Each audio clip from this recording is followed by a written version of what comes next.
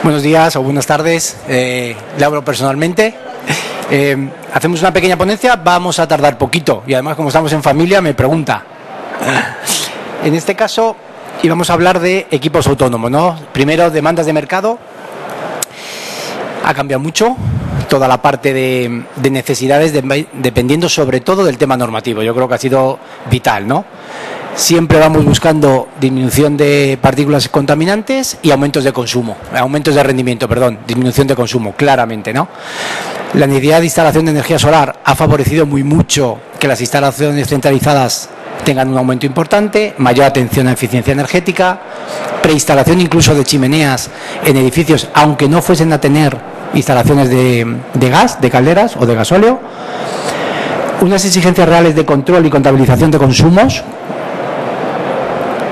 en obra nueva e incluso en salas de calderas en reposición, que ahora todo es una cosa u otra, los espacios cada vez son más reducidos y valen más dinero, con lo cual todo ha llevado, y se ha visto desde que salió el código técnico, yo creo que la instalación solar, que hay una necesidad de instalaciones centralizadas de condensación en instalación encubierta por los espacios, por la disminución de consumo, por la disminución de emisiones partículas contaminantes.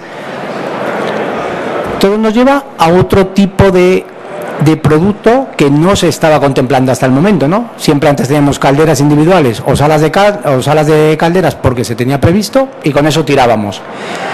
Desde hace 3-4 años se ve que en toda reposición de calderas, que está habiendo muchas, incluso carbón en la Comunidad de Madrid, que parece que no existe, me parece que todavía lo cifraba el Ministerio de Industria de Madrid, en unas 1050 o 1070 y tantas salas de calderas de carbón que se tienen que descentralizar en breve.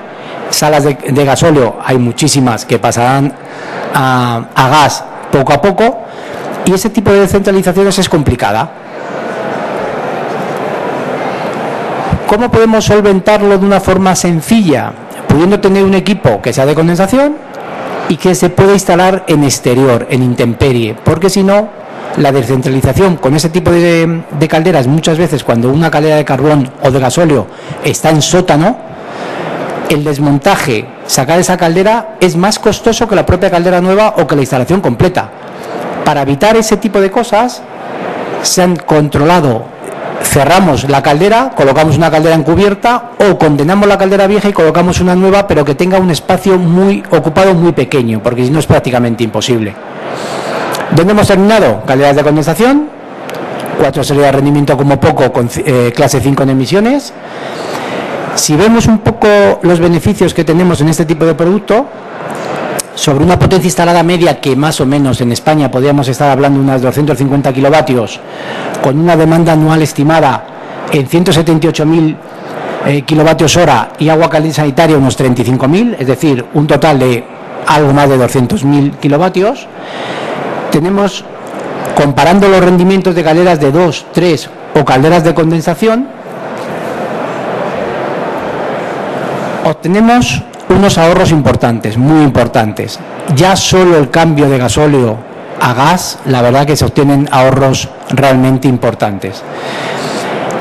Nos podemos fijar que tanto en emisiones de NOx hasta un 80% menos, y en emisiones de CO2, pues más o menos hasta un 30 o un 35% en función de qué tipo de calderas estemos colocando.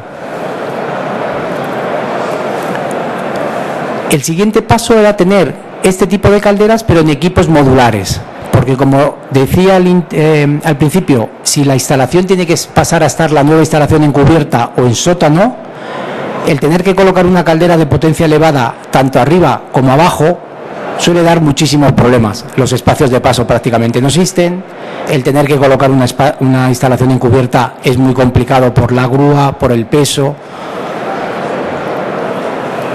Con lo cual, si trabajamos con este tipo de equipos modulares, lo primero es que tenemos una mejor adaptación a la potencia máxima, con lo cual evitaremos paros y arranques continuos, que es donde más ineficiente es una caldera, siempre. Mejoraremos el rendimiento estacional, que si nos fijamos con la nueva normativa RP, que en FEGECA tendremos alguna potencia sobre ella, los equipos a partir del 26 de septiembre ya no nos exigen dar un rendimiento en función de una foto fija al 100% o al 30%, sino nos obligan a dar el rendimiento en función de un rendimiento estacional, que es más o menos decir el rendimiento de un equipo ensayado a lo largo de todo un año, en función de los distintos comportamientos que cualquier tipo de producto tiene en función de las condiciones climáticas cambiantes de un año entero de trabajo. Nada tiene que ver cómo se comporta una caldera con temperaturas exteriores de 10, 12 o 14 grados a cómo se comporta con una caldera con una instalación exterior de 0 grados.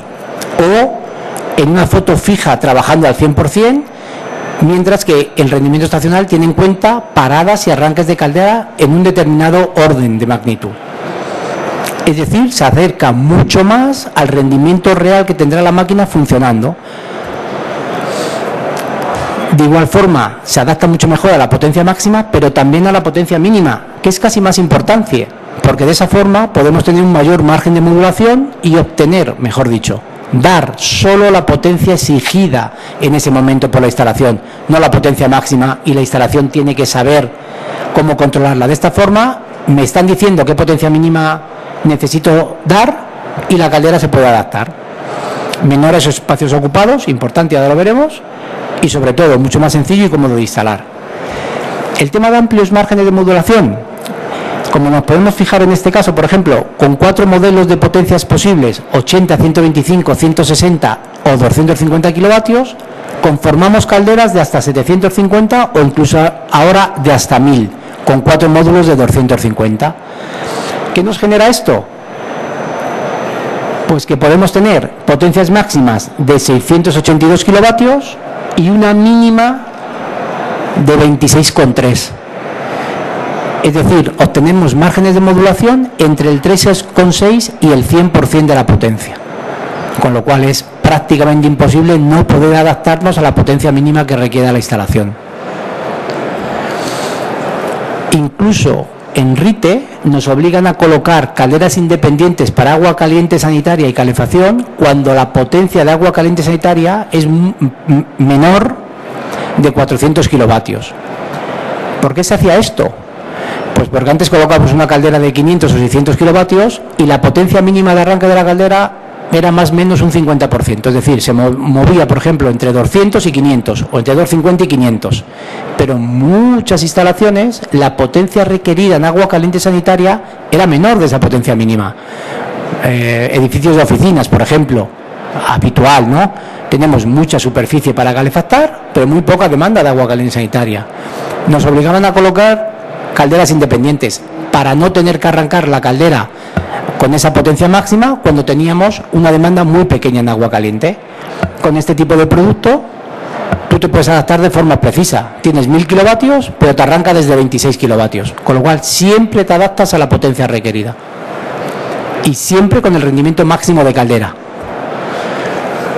Con lo cual, con este tipo de equipos homologados para trabajar en intemperie, no se necesita realizar sala de máquinas, algo importante porque las salas de máquinas, más que costosas, son complicadas de generar por los espacios ocupados. Nos fijamos que una caldera presurizada, algo habitual hasta ahora, por ejemplo de 250 kilovatios, cuanto más grande sea la caldera, sería peor todavía. El espacio mínimo ocupado sería de unos 7,5 metros, mínimo, solo para cumplir normativa, la 60-601 o el propio RITE que ya entraba a legislar, mientras que unas medidas con la nueva tipología de calderas nos podemos quedar en poco menos de 4 metros, 4,35. Es decir, ahorramos un 43% del espacio. Según aumentase la potencia, mayor sería el ahorro de espacio ocupado.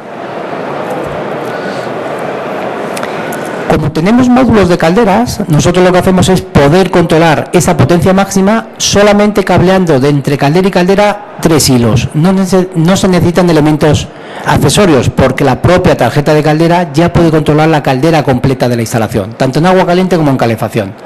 Con lo cual solo tendremos que unir módulos, cablear y poder controlar esa potencia máxima y mínima de aparato en función de la demanda exterior, bien sea por sonda exterior, bien sea por temperatura de ida de instalación o incluso por autómata, que ahora lo vemos. Y de igual forma podremos controlar las diferentes zonas de calefacción de la propia instalación. Con una zona de alta y una de radiadores y una de agua caliente, con 2 bombas o con válvula y 3 vías, o incluso con zonas de baja y zona de alta. Mezclamos a la zona necesaria y controlamos de forma precisa qué temperatura va a cada zona de calefacción, bien sea de alta o bien sea de baja. O alta, baja y agua caliente sanitaria.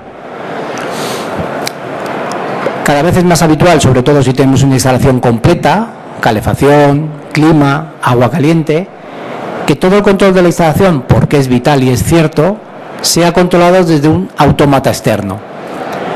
Ese autómata puede generar diferentes señales o diferentes controles.